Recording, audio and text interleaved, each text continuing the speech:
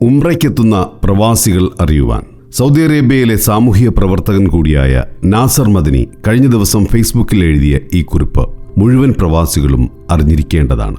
മദീനയിലെ പുണ്യഭൂമിയിൽ നിന്നും ഉംറ കഴിഞ്ഞ് മടങ്ങാൻ തയ്യാറെടുക്കുകയായിരുന്നു ഞങ്ങൾ.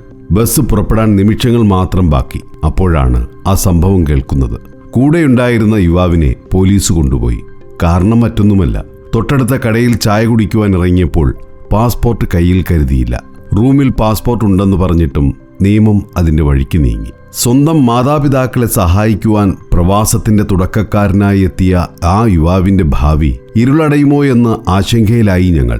മദീനയിലെ അസീസിയ പോലീസ് സ്റ്റേഷനും ഫീൽഡ് കൺട്രോൾ ഓഫീസും ജവാസത്തും കയറിയിറങ്ങി. നിയമം കർക്കശമാണ്. രേഖകളില്ലാത്തവർ അവിടെ മജ്ഹൂൽ അഥവാ അജ്ഞാതനാണ്. മണിക്കൂറുകൾ നീണ്ട പരിശ്രമത്തിനൊടുവിൽ KMCC പ്രവർത്തകരുടെ സഹായത്തോടെ അവന്റെ നിരപരാധിത്വം തെളിയിക്കാനായി. ഫിംഗർ പ്രിന്റും പരിശോധനയിൽ മറ്റ് കേസുകളൊന്നുമില്ലെന്ന് ബോധ്യപ്പെട്ടതോടെയാണ് അവന് മോചനം ലഭിച്ചത്. ഈ അനുഭവം നമുക്ക് നൽകുന്ന വലിയൊരു പാഠമുണ്ട്.